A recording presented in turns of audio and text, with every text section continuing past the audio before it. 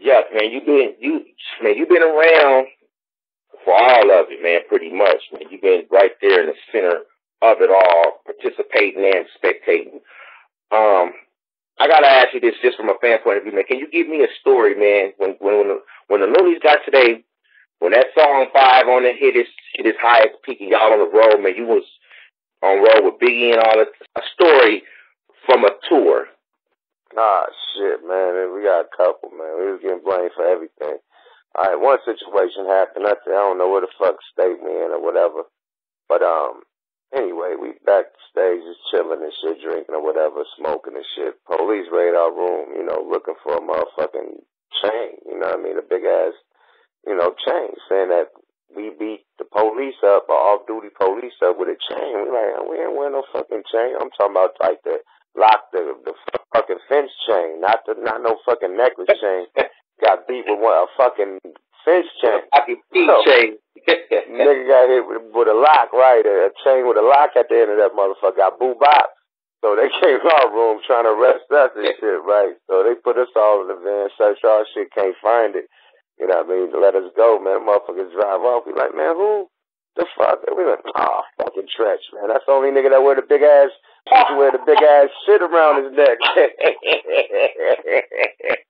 Remember, Tretch used to wear the big ass fence chain around his neck. So the nigga Tretch that whooped the motherfucking police ass with the motherfucking fence chain around his neck and dipped off into the motherfucking Coliseum. You know what I mean? And everybody dressed in baggy clothes and shit. He looked just like any one of us. You know what I mean? So, yeah, man, he beat the shit out the police with the chain. That's a funny one, man. They blame that shit on him. They blame that on us, man. Shout out Tretch. He was serious with that shit around his neck. It was a weapon. I see why he had it as a fucking weapon. I'm like, who wearing this heavy shit around their neck? I see why. Nigga get out of pocket. Wow, wow, wow, wow, wow. I'm okay, real quick. I get it.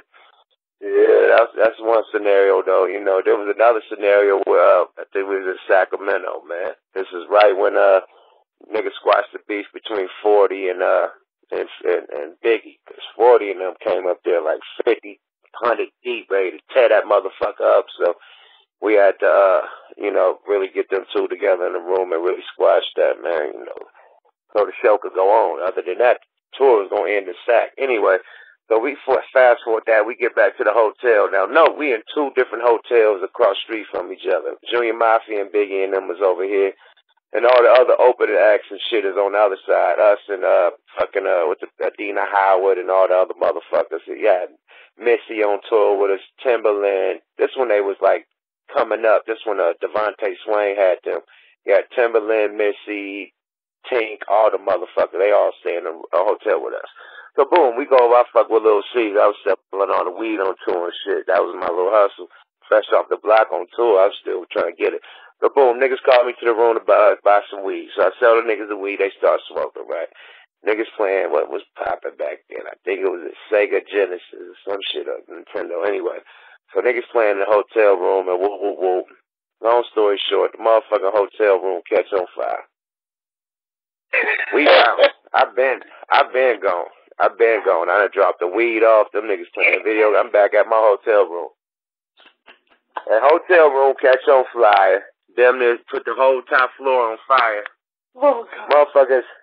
So look, you know, motherfuckers blaming on us. Like, the Loonies room caught on fire. Like, that's how they tell Al Heyman. Because Al Heyman used to be the big tour nigga that put on the tours and shit before Live Nation. So they run it to Al Heyman and blame the shit on the Loonies. You know, the opening acts gotta pay their dues. You know what I mean? So everything was getting blamed on us. So them niggas room catch on fire and they blame us and we in a whole motherfucking different hotel. It's like blood. You know what I mean? So they were just fucking with us. So we eventually get kicked off the tour because everything got blamed on us. Like, fuck it, man. Was y'all the youngest or it was just y'all, the rookies, so to speak? We're the rookies. We the fucking opening acts. I mean, shit, who else they gonna, these niggas is up under Biggie. Now, what he gonna say? Well, Biggie and them burned up the hotel. Well, Biggie and them gotta go. Al Heyman ain't having that shit. Period. So it was either Biggie and them or us. Oh, hell no, the opening niggas. You know what I mean? So that's why everything got put on us. Naughty by nature. Nah, the Loonies did it. You feel me? Like, they kept putting everything on us. You know what I mean? So that was the bullshit, but Did you hang out with Biggie a lot while on, you know, your short time on tour? Yeah, hell yeah. I told you I was selling them all the weed, nigga. I was selling Faith weed, Biggie weed. I was in their room more than any nigga that was fucking with us, period. Straight up, nigga. All them niggas love me. I was on the tour bus when when the Junior Mafia niggas got kicked out the Junior Mafia. Nigga, they jumped the nigga, was hitting the nigga with soda cans and shit and all types of bottles in the middle of the motherfucking tour bus. And kicked the nigga off and made him catch a cab from D.C. back to New York. You know how long that is and how much money it has in a cab? God. Not the cheap. Not the cheap. Nah, it wasn't no Uber, nigga. It wasn't no Uber. I tell you that, nigga. From D.C. to New York, that's a pretty ride, nigga. I mean, at least 3 hours, a 3-hour ride. But, nigga, that's a pretty penny. But, yeah, I was there, my nigga. I fucked with Biggie 3 days before he got killed out here in L.A. You know, he called me for the tree. I'm like, I don't sell weed no more, but I could definitely point you in the right direction. So I went up there, you know, and got him right. And, you know, we were just chilling, fucking with it. He was real concerned about the Pac shit, asked me a lot of questions about Pac. And L.A., I was like, man, just lay low, bro. Cause I feel the tension out here. L.A. niggas ain't feeling y'all wearing these, you know, these red New York hats. And, you know, I think they was wearing red New York hats and shit. Niggas was thinking they was like disrespecting Bloods and shit. And I'm like, yo, they ain't feeling the red New York hats y'all rocking in the mall and shit, man. I was like, just chill, my nigga. Fuck that, man. Don't be out there loose. You know, niggas is tension. You know, he's like, yeah, man, cool, woo, woo, woo. Shit, 3 days later, man, the motherfuckers out and the worst happened. And I was at the party. I couldn't get in. So we was waiting outside for a minute, me and my homie. And the after party was at this other club called Roxbury. So we like, fuck it, we gonna go to Roxbury and get in. That shit was to capacity. That's why they wouldn't let nobody in. So we was trying to let motherfuckers walk out, see if we could get in. Like, nah, fuck it, we gonna go to the other club, get in first. By the time we got to the other club, we heard the nigga got killed. Period. Like, niggas calling our phone right when we pull up. Nigga got killed. We like, nigga, we just at the party. Like, when that happened? Like, right when y'all left. Like, literally, right where we was parked at in the front was like right where Big pulled out. We would have damn near caught a shot. We was parked right there, literally. So, yeah, wow. I really fuck with Biggie, man. God bless the God, man. Period. That nigga was a cool dude, funny as shit, cool as hell. That nigga cool as fuck, man. Period. Was cool as shit, man. Always had you smiling, generous dude. You know what I mean? Straight up, Biggie was a nigga. Straight up. You guys ever even just have a conversation of collabing? Nah, hell no. Oh, we was. Damn. He was supposed to get on the new Looney's album. Damn, that's right. You absolutely right. He was supposed to get on the new Looney's album. He was gonna do a whole new song. Yeah, he was gonna get on the album. We did the Satisfy You remix with Puff already. So that was lined up. Yeah, we were supposed to have. I think it was like 2 or 3 days later. That's the whole. I gotta put that in my book. I forgot about that. We were supposed to do a studio session with this nigga, but he got killed. Yeah. Damn. Yeah. Damn. Man, what's your most hip hop? Yeah, from your 20 years rocking, man, 20 plus years rocking. What's your most memorable moment? Shit, probably the Biggie Smalls tour. You know what I mean? You gotta know I'm on tour with Jodeci, Mary J. Blige, fucking Naughty by Nature, Biggie Smalls, Little Kim, Faith, fucking Timberland, Missy, who else was Genuine. This was when these niggas was young. They were opening before me. They come on, then I come on after that. Then the Loonies come on, then the other people come. Medina Howard. So you gotta think of this A-list of motherfuckers. Mary J. Blige. Did I say Mary J. Blige? Yes, sir. Mary J. Blige. So you on tour with this A-list of motherfuckers. Puff Daddy. You know, he's there. The Junior Mafia, Little Kim, all them there. So this, Craig Mack. Craig Mack is there. Like, you got all this shit. Like, this is the biggest tour I've been on. Period. Now, I've been on tours and shit with a couple tours, but nothing that goddamn big. That's huge. You know, so yeah, that was the biggest moment. Just to be with the God MC, just to be with fucking Big. You know, the king of this shit, like that, considered one of the kings besides Pac. You know, they share the throne. But definitely to be with one of the kings of rap for so long. I was on a roll for like 2 months with them dudes. They was on for 3 months, but we got kicked off 2 months into it. But to be on the road with that dude for 2 months, you know, day to day, you know, fucking with him, you know, I was a nigga that was battle rapping for these niggas at state to state. Like, they wasn't rap. I had to be in the hallway in the lobbies battling for niggas, and Biggie and them filming me battle niggas, so they loved me. I had the weed, I was cool, and I was battling niggas. I was like one of them, so Biggie loved the shit out of me. So that's the tour where I got to see the world. First time seeing the United States, because, you know, I was in the Ville. You know, never been outside of fucking Cali. So that was the first time I seen the whole United States, you know what I mean? Mostly, so shit, that was my biggest one.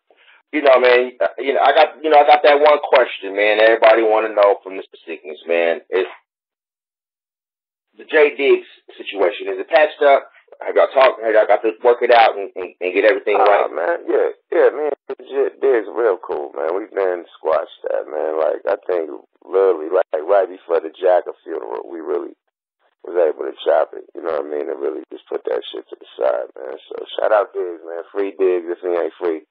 Yeah, I mean, that's still the home. You know, I don't do the little fake shit, man. I don't do the going back and forth, the tongue wrestling shit. I do that with my wife, man. But God bless us to that dude, man. Good homie. Good shit, man. Good shit, man. The new album is out right now in stores. The shit is dope from beginning to end. I mean, ain't no skipping. You can play that thing all the way through from first to last. You say part 2 coming up. I'm expecting it to be the same. I believe. All right. Definitely. For the fans, man. I mean, is there anything that we didn't get out? You mentioned the book. What's going on with that? I got the right after dropping JJ the book based on a real story this summer, like in June, July, August. We still on the last chapter, and we're gonna manuscript the whole shit up and get it out.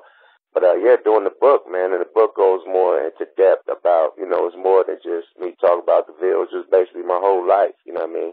It's a biography, period, from the streets to the industry shit. So, you know, you got parts about Biggie in there, you got parts about Pac in there, you got parts about, you know, the Gov, 3 Times Crazy, everybody, Jay Prince, you got parts about, you know, the Ville, you know, Lil D, everybody, so I mean, it's a great book. You got my beefs in there with the game, all that shit, G-Unit, you know, so it's going to be a devastating book, nice book. And then we following that up with the movie, you know, based on a real story, you know, just turned synopsis into the production company.